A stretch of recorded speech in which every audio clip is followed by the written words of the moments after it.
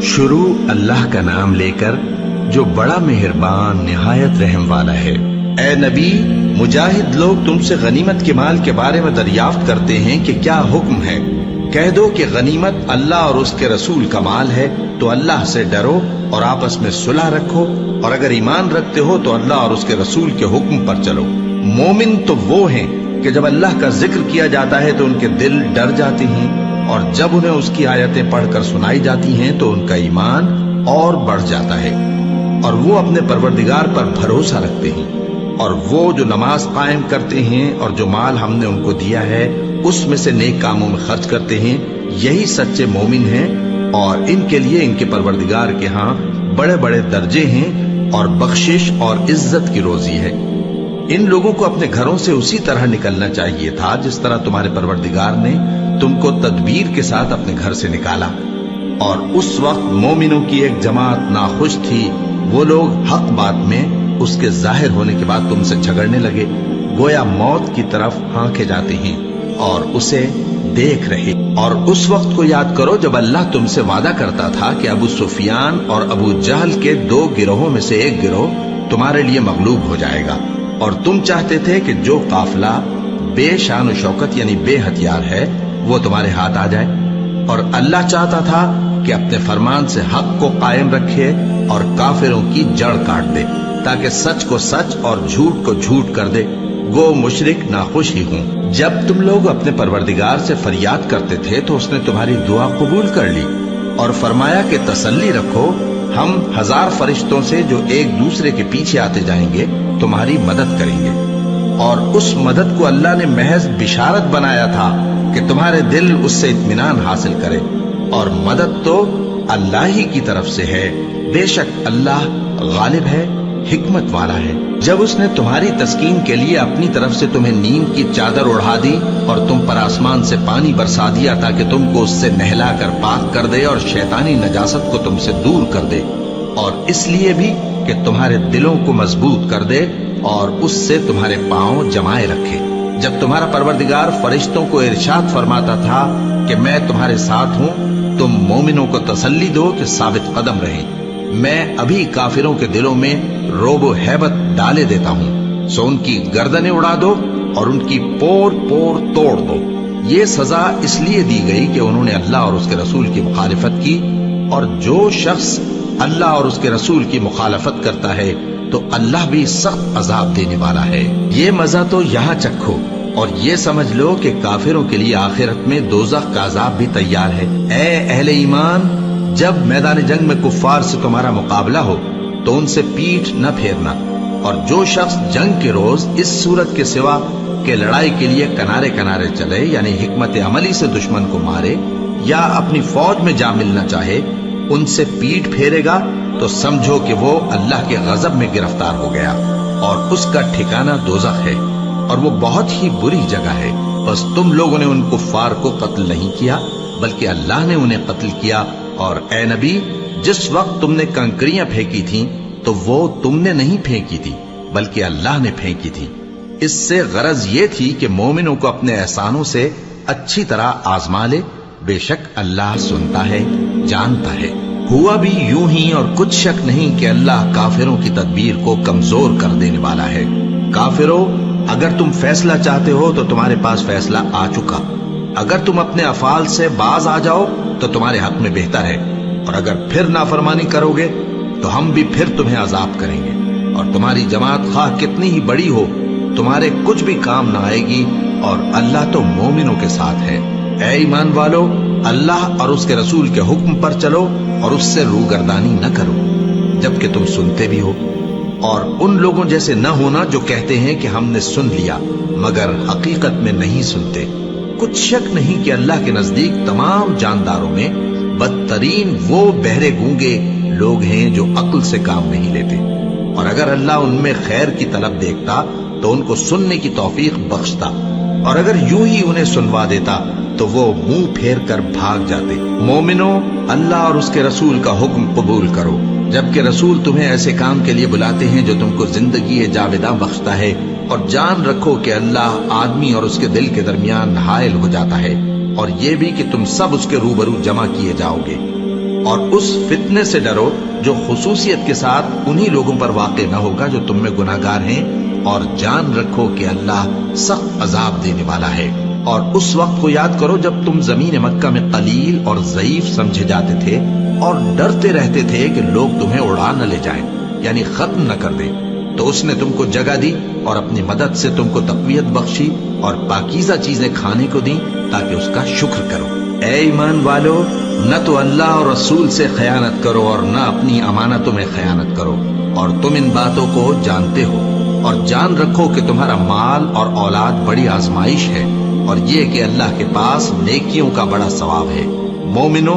اگر تم اللہ سے ڈرو گے تو وہ تمہارے لیے حق و باطل کا فرق ظاہر کر دے گا اور تمہارے گناہ مٹا دے گا اور تمہیں بخش دے گا، اور اللہ بڑے فضل والا ہے۔ اور اس وقت کو یاد کرو جب کافر لوگ تمہارے بارے میں چال چل رہے تھے کہ تم کو قید کر دیں یا جان سے مار دیں یا وطن سے نکال دیں، تو ادھر تو وہ چال چل رہے تھے اور ادھر اللہ تدبیر کر رہا تھا، اور اللہ بہترین تدبیر کرنے والا ہے۔ اور جب ان کو ہماری آیتیں پڑھ کر سنائی جاتی ہیں تو کہتے ہیں یہ کلام ہم نے سن لیا ہے، اگر ہم چاہیں تو اسی طرح کا کلام ہم بھی کہہ دیں، اور یہ ہے ہی کیا، صرف اگلے لوگوں کی حکایتیں ہیں۔ اور جب انہوں نے کہا کہ اے اللہ، اگر یہ قرآن تیری طرف سے برحق ہے تو ہم پر آسمان سے پتھر برسا یا کوئی اور تکلیف دینے والا عذاب بھیج دے، اور اللہ ایسا نہ تھا کہ جب تک ہے پیغمبر تم ان میں تھے انہیں عذاب دیتا، اور نہ ایسا ہے کہ وہ تو بخشش مانگیں اور اللہ انہیں عذاب دے۔ اور اب ان کے لیے کون سی وجہ ہے کہ وہ انہیں عذاب نہ دے، جبکہ وہ مسجد حرام میں نماز پڑھنے سے روکتے ہیں، جبکہ وہ اس مسجد کے متولی بھی نہیں ہیں۔ اس کے متولی تو صرف پرہیزگار ہیں، لیکن ان میں کے اکثر نہیں جانتے۔ اور ان لوگوں کی نماز خانہ کعبہ کے پاس سیٹیاں اور تالیاں بجانے کے سوا کچھ نہ تھی، تو تم جو کفر کرتے تھے اب اس کے بدلے عذاب کا مزہ چکھو۔ جو لوگ کافر ہیں اپنا مال خرچ کرتے ہیں کہ لوگوں کو اللہ کے راستے سے روکیں، سو ابھی اور خرچ کریں گے، مگر آخر وہ خرچ کرنا ان کے لیے موجب افسوس ہوگا،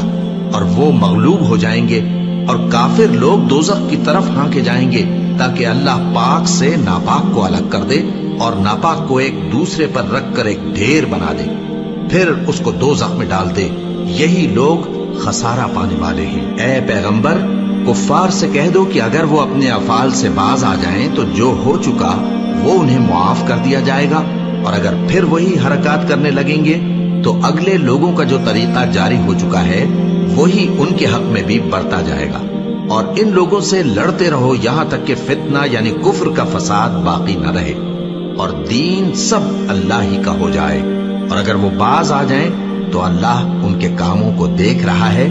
اور اگر روگردانی کریں تو جان رکھو کہ اللہ تمہارا حمایتی ہے، اور وہ خوب حمایتی اور خوب مددگار ہے۔ اور جان رکھو کہ جو مال غنیمت تم کفار سے حاصل کرو اس میں سے 5واں حصہ اللہ کا اور اس کے رسول کا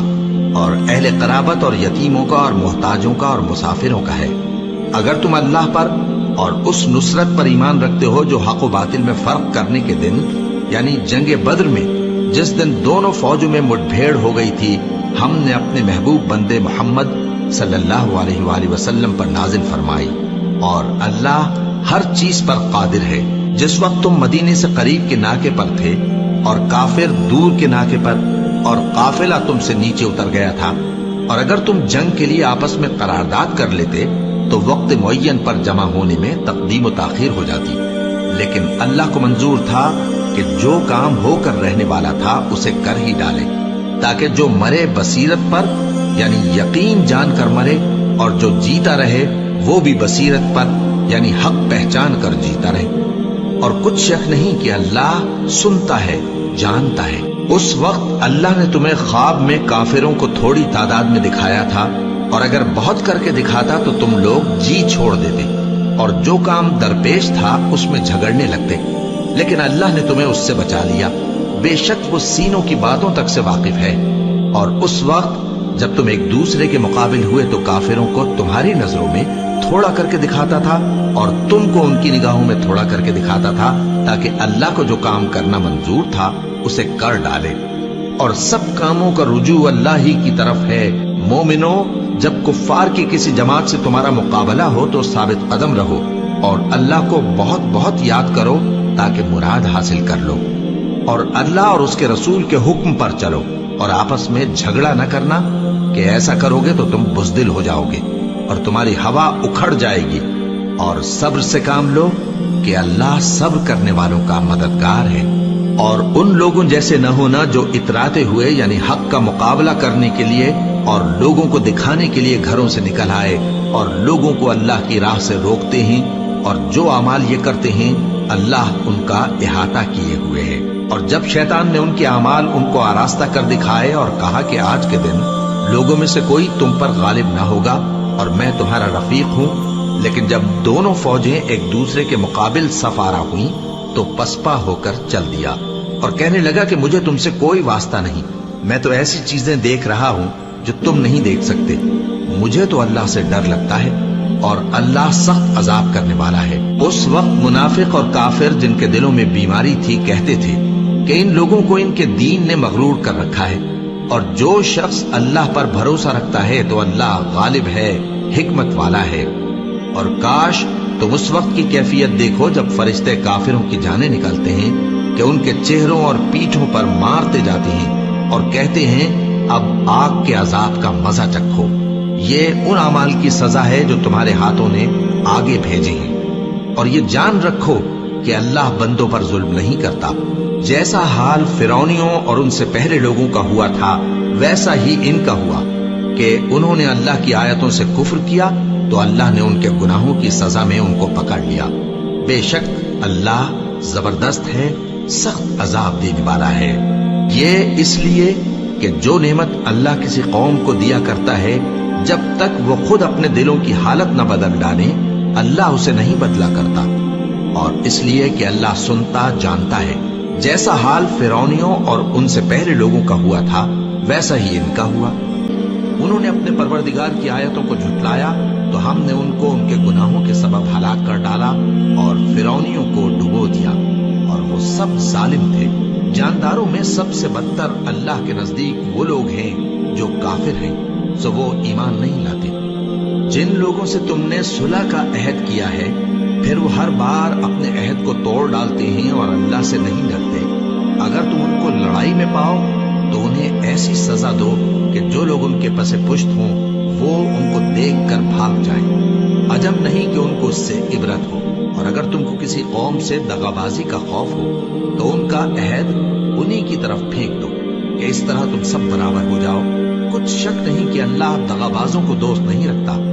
اور کافر یہ خیال ہرگز نہ کریں کہ وہ آگے نکل گئے ہیں، وہ ہمیں عاجز نہیں کر سکتے۔ اور جہاں تک ہو سکے فوج کی جمعیت کے زور سے اور گھوڑوں کے تیار رکھنے سے ان کے مقابلے کے لیے مستعد رہو کہ اس سے اللہ کے دشمنوں اور تمہارے دشمنوں اور ان کے سوا اور لوگوں پر جن کو تم نہیں جانتے اور اللہ جانتا ہے ہیبت بیٹھی رہے گی، اور تم جو کچھ اللہ کی راہ میں خرچ کرو گے اس کا ثواب تم کو پورا پورا دیا جائے گا اور تمہارا ذرا نقصان نہ کیا جائے گا۔ اور اگر یہ لوگ صلح کی طرف مائل ہوں تو تم بھی اس کی طرف مائل ہو جاؤ،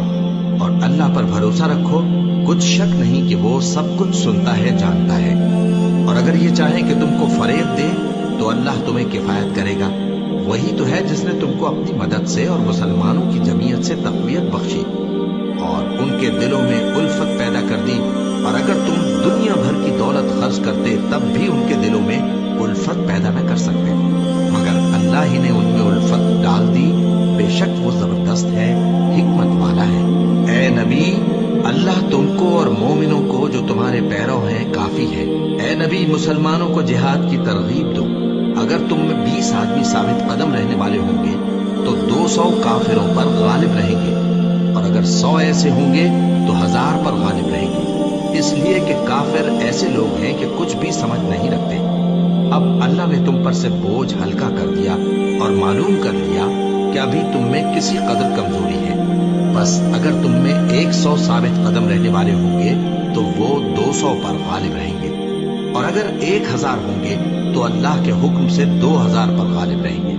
اور اللہ ثابت قدم رہنے والوں کا مددگار ہے۔ پیغمبر کو شایع نہیں کہ اس کے قبضے میں قیدی رہیں جب تک کافروں کو قتل کر کے زمین میں کثرت سے خون نہ بہا دے۔ تم لوگ دنیا کے مال کے طالب ہو اور اللہ آخرت کی بھلائی چاہتا ہے، اور اللہ غالب ہے، حکمت والا ہے۔ اگر اللہ کا حکم پہلے نہ ہو چکا ہوتا تو جو فدیہ تم نے لیا ہے اس کے بدلے تم پر بڑا عذاب نازل ہوتا۔ اب جو مال غنیمت تمہیں ملا ہے اسے کھاؤ کہ وہ تمہارے لیے حلال طیب ہے، اور اللہ سے ڈرتے رہو، بے شک اللہ بخشنے والا ہے، مہربان ہے۔ اے پیغمبر، جو قیدی تمہارے قبضے میں یعنی گرفتار ہیں ان سے کہہ دو کہ اگر اللہ تمہارے دلوں میں نیکی معلوم کرے گا تو جو مال تم سے چھن گیا ہے اس سے بہتر تمہیں عنایت فرمائے گا اور تمہارے گناہ بھی معاف کر دے گا، اور اللہ بخشنے والا ہے، مہربان ہے۔ اور اگر یہ لوگ تم سے دغا کرنا چاہیں گے تو یہ پہلے ہی اللہ سے دغا کر چکے ہیں، تو اس نے ان کو تمہارے قبضے میں کر دیا، اور اللہ دانا ہے، حکمت والا ہے۔ جو لوگ ایمان لائے اور جنہوں نے ہجرت کی اور اللہ کی راہ میں اپنے مال اور جان سے لڑے، وہ اور جنہوں نے ہجرت کرنے والوں کو جگہ دی اور ان کی مدد کی، وہ آپس میں ایک دوسرے کے رفیق ہیں۔ اور جو لوگ ایمان تو لے آئے لیکن ہجرت نہیں کی، تو جب تک وہ ہجرت نہ کریں تم کو ان کی رفاقت سے کچھ سروکار نہیں، اور اگر وہ تم سے دین کے معاملات میں مدد طلب کریں تو تم کو مدد کرنی لازم ہے، مگر ان لوگوں کے مقابلے میں کہ تم میں اور ان میں صلح کا عہد ہو مدد نہیں کرنی چاہیے، اور اللہ تمہارے سب کاموں کو دیکھ رہا ہے۔ اور جو لوگ کافر ہیں وہ بھی ایک دوسرے کے رفیق ہیں۔ تو مومنو، اگر تم یہ کام نہ کرو گے تو ملک میں فتنہ برپا ہو جائے گا اور بڑا فساد مچے گا۔ اور جو لوگ ایمان لائے اور وطن سے ہجرت کر گئے اور اللہ کی راہ میں جہاد کرتے رہے، اور جنہوں نے ہجرت کرنے والوں کو جگہ دی اور ان کی مدد کی، یہی لوگ سچے مسلمان ہیں۔ ان کے لیے اللہ کے ہاں بخشش اور عزت کی روزی ہے۔ اور جو لوگ بعد میں ایمان لائے اور وطن سے ہجرت کر گئے اور تمہارے ساتھ ہو کر جہاد کرتے رہے، وہ بھی تمہیں میں سے ہیں۔ اور رشتہ دار اللہ کے حکم کی روح سے ایک دوسرے کے زیادہ حقدار ہیں، کچھ شک نہیں کہ اللہ ہر چیز سے واقف ہے۔